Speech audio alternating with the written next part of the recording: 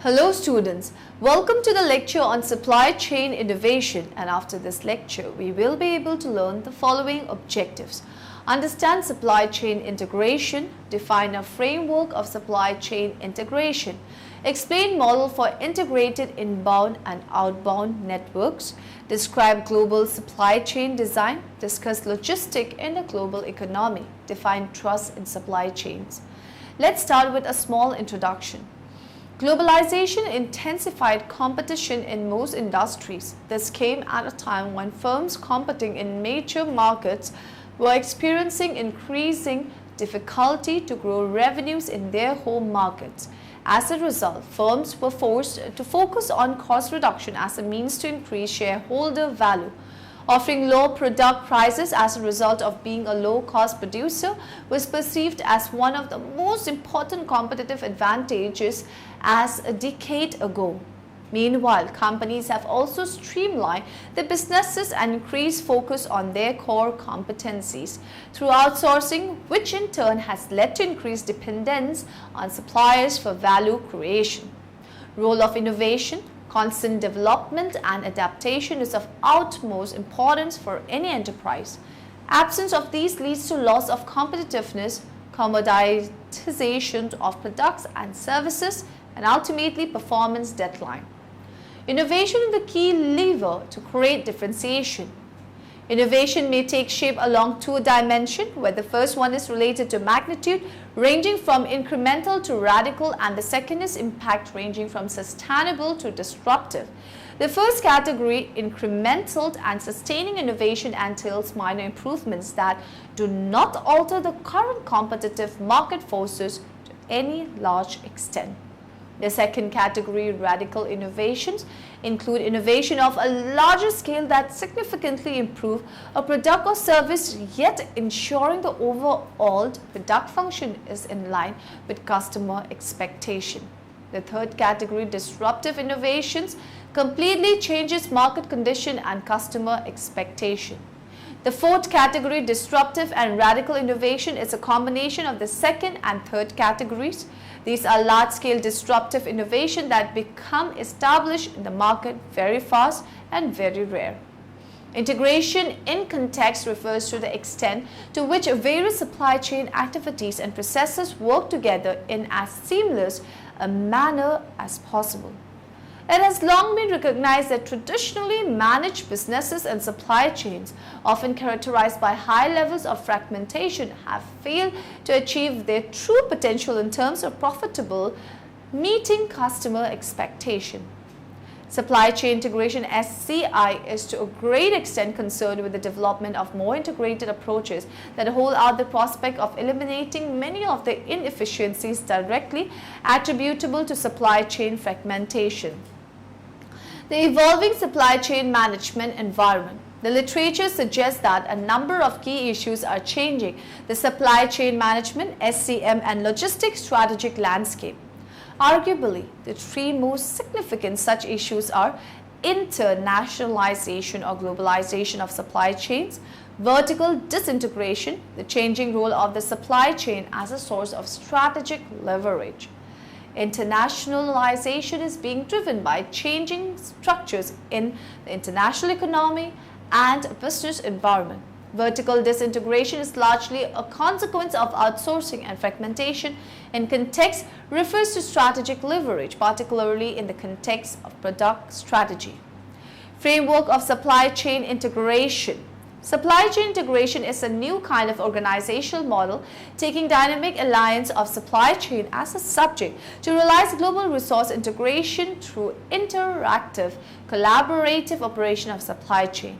A three-echelon theoretical framework for supply chain integration based on Thorne's model, Thorne 2002, is established, and then the relative techniques are presented in each level, which will be illustrated as follows.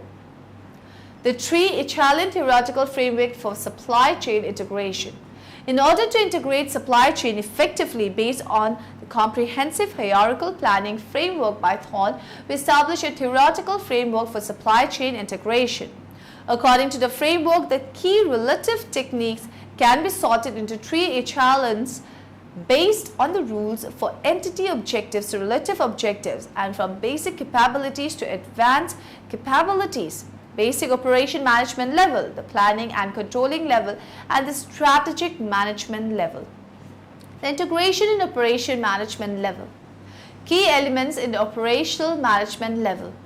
The operational management level is the level aiming at synchronous operation of supply chain. The key issue is this level is how to balance and coordinate the restrictions such as resources, information, capacity, and time to integration and coordination within each firm and between firms. The integration and operation level of supply chain can be illustrated in two dimensions: internal integration and external collaboration. Internal integration and collaborative internal operation of within focal firm.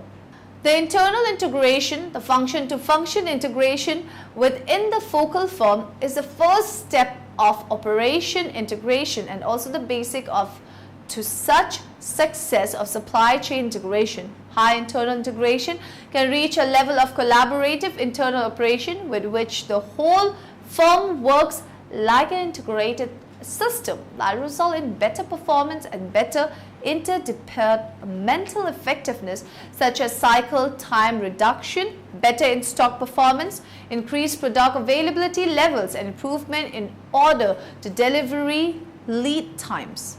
Moreover, high internal integration is also the foundation of high external integration. For the internal integration is process-oriented. The firms need to come across the border of function to build a borderless flat organization through BPR, business process re-engineering, combined with ICT-based advanced production modes such as MRPII, manufacturing resources planning, ERP, enterprise resources planning, lean production, agile manufacturing, concurrent engineering, etc. The BPR is a fundamental approach for internal integration within the focal firm, which emphasizes the fundamental rethinking and a radical redesign of business processes to achieve dramatic improvement in critical contemporary measures of performance such as cost, quality, service, and speed.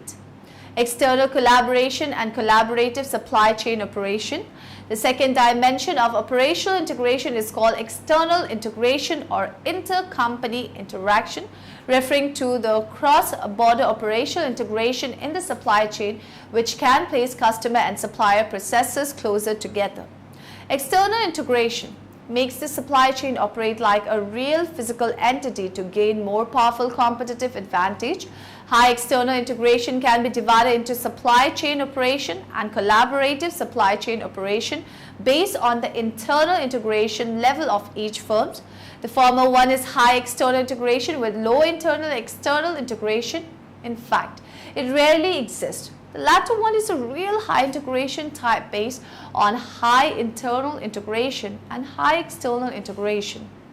High integration supply chain operates in a form of virtual organization, which is like a physical entity with high competency. Logistic deals with the placing, parsing, and pacing of materials and goods.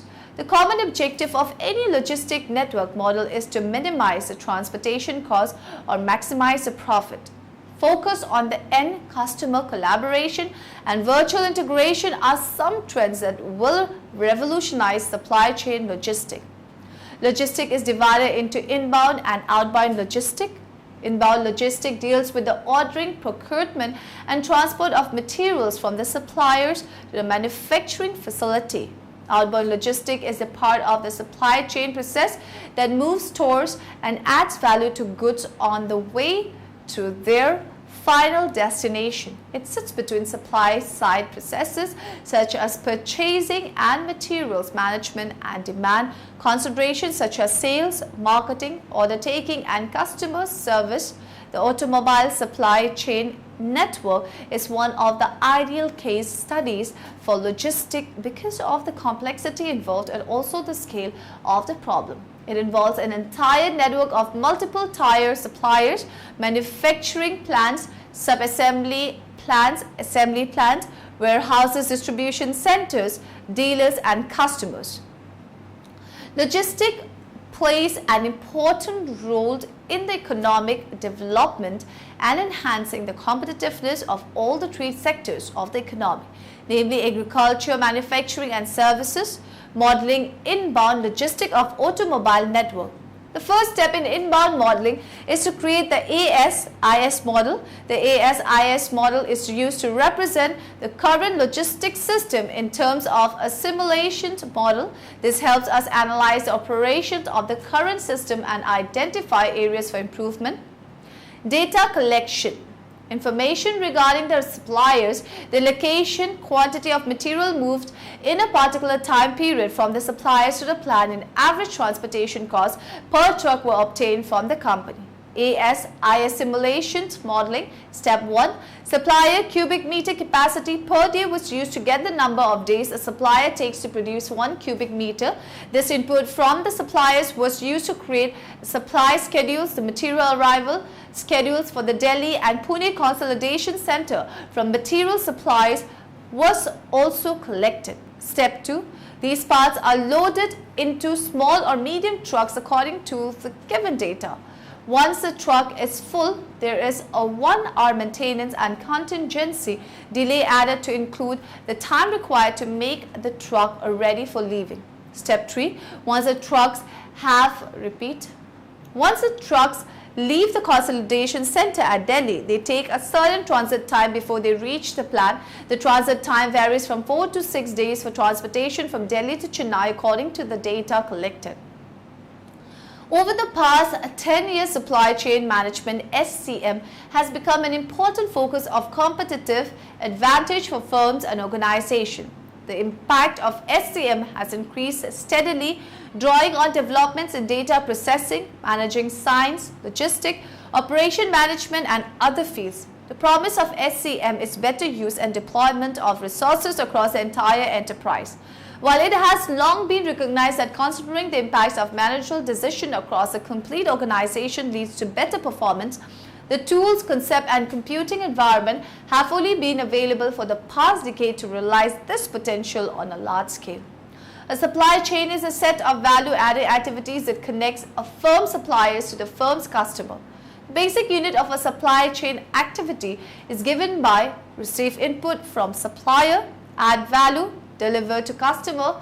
Supply chain design is a process of determining the supply chain infrastructure, the plants, distribution centers, transportation modes and lanes, production processes, etc. that will be used to satisfy customer demands. These studies are strategic in scope, use a time horizon of months or years, and typically assume little or no uncertainty with the data.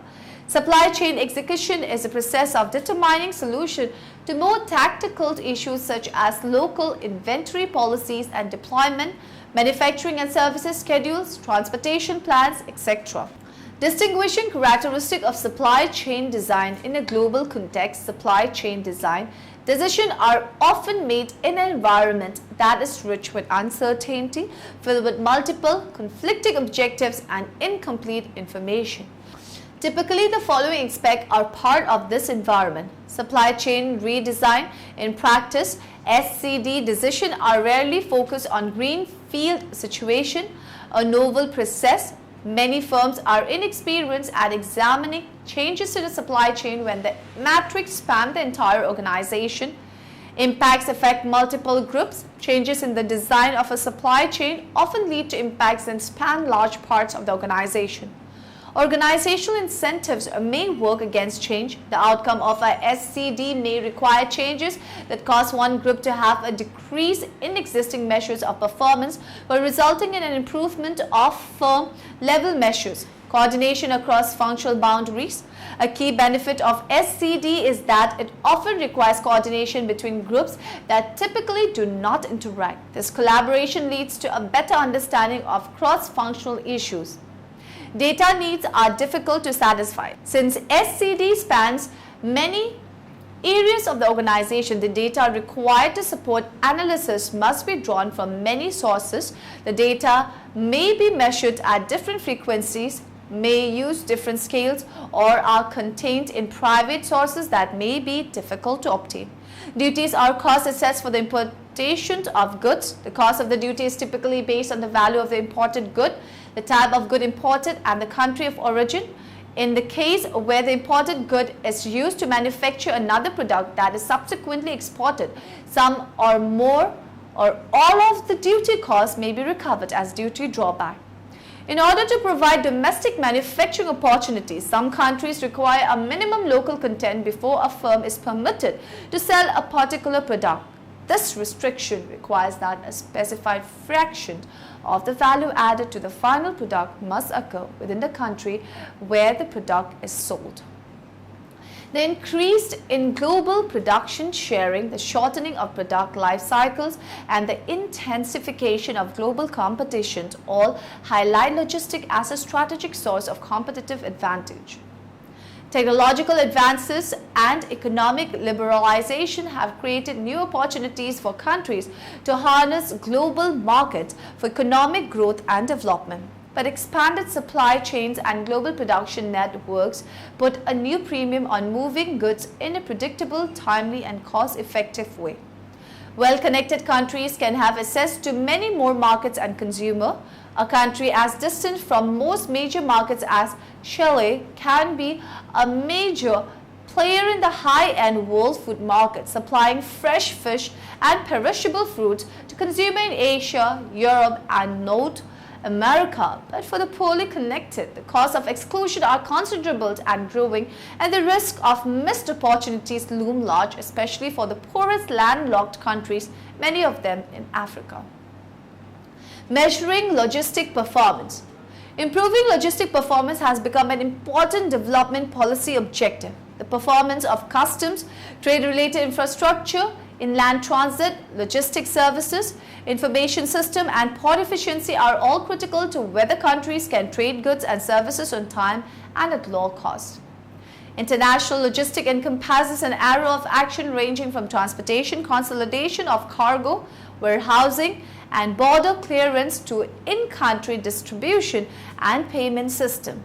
The sequence cannot be easily summarized in a single indicator, nor is it easy to collect on a global basis information to build a performance measure, information on time and cost associated with some important logistic processes such as port time, time to clear custom and transport provides a good starting point and in many cases readily available. But this information, even when complete, cannot be easily aggregated in a single consistent cross-country data set because of essential differences in the supply chain structure among countries.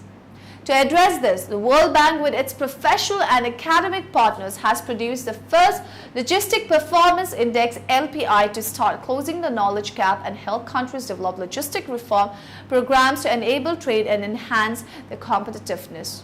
The LPI gap, the difference between a country's actual LPI ranking and its expected ranking based on its level of income, also highlights association between logistic performance and trade and FDI outcomes. Good logistic performance benefit more from globalization. Logistically friendly countries are more likely to have better global value chain integration and attract export-oriented FDI. Since trade and FDI are the key channels for the international diffusion of knowledge, poor logistics may impede access to new technology and know-how, therefore slowing the rate of productivity growth. Conversely, increased trade creates demand for good logistics, putting pressure on facilitating reforms and sustaining a market for modern services. Trust is the basic of agility, of flexibility. Yet it is an incredible challenge to establish trust and maybe even harder to maintain it. Underlying the challenge is the question of how to institutionalize trust between buyer and supplier. The above quote underscores the difficulty of really understanding the dimension, nature, and fabric of trust in buyer-supplier relationship. Trust is both individual and institutional. Trust evolves based on an array of commodities among those in the supply chain. This evolution is quite clearly an arduous growth process that demands patience, clarity of thought and goals, and a will to succeed. More specifically, Riddell's identify 5 trust components in supply chain: integrity, honesty, fairness, loyalty, openness or frankness in dealing with the partnership, and competence. Each of the 5 components of trust may occur to varying extent independently of the others. Did you know? As a business idea, the supply chain was something with a life of its own, which needed specialist management development in the 1990s, about the same time that the world transportation was replaced by logistics. Now in the end, let us summarize what we have learned in this lecture. Supply chain management (SCM) has attracted a lot of attention in both business and academic circles. A simulation model of the operation of a linear shipping network that considers multiple service routes and schedules would help better understand the usage of simulation in building a logistic model. The supply chain operations level involves a whole process from the material acquisition to order fulfillment, which is the physical level and basic elements and supply chain. Information regarding the suppliers, their location, quantity of material moved in a particular time period from the suppliers to the plant, and average transportation cost per truck were obtained from the company. Technological advances and economic liberalization have created new opportunities for countries to harness global markets for economic growth and development.